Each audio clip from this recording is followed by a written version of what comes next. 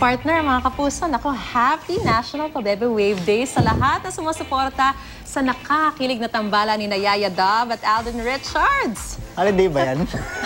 Well, parang gano'n na rin kasi wala kang makikita tao sa kalsada, sa mga kalye. Pero partner, bukod sa mga nagpasample sa kanilang Pabebe Wave, ang hashtag AldabEBBabe o EB for Love, trending na worldwide. Kaninang umaga pa lang, partner. Kasama ako sa nag-tweet hanggang alas 3 kaninang madaling araw. At meron niyang mahigit 13 milyong tweets.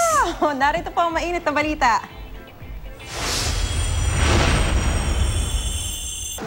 Kahapon pa lang, ramdam na ang tindi ng kilig ng Aldab Nation nang sabay-sabay silang magpa-Bebe Wave. Everybody, pa-Bebe Wave!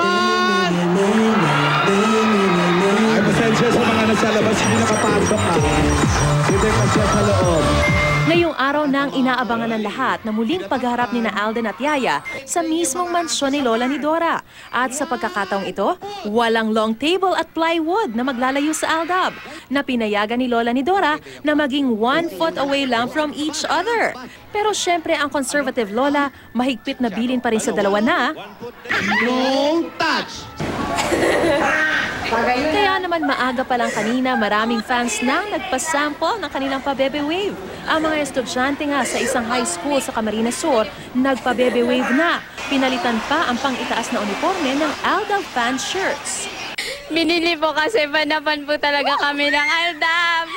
Bagay na bagay sila. Mukhang tapos na naman ang klase ng mga estudyante. Nakasama si Ma'am ay nanood pa sa kanilang cellphones ng episode kahapon ng lalong umiinit na kalye-serye. Natural po nila yung love team nila. Yung mga bili ni Lola ni Dora kila Alden at Yaya Dove na magaganda. Pang-international din ang pa-Bebe Wave fever na umabot hanggang Paris, France. We love you, Alda! God gave me you! May mga nagpa-Bebe Wave rin mula sa Pennsylvania at Florida sa Amerika at hanggang sa Middle East. Pati ang ating youth scoopers nakiisa sa pagpapa-Bebe Wave. At maging ang mga basketballista, time out muna sa pagdadribble ng bola para magpa-Bebe Wave. Kabilang na ang Brooklyn Nets guard na si Donald Sloan. Pati ang celebrities nakipa-Bebe Wave. All-out support sa National Pabebe Wave Day ang cast ng Princess in the Palace.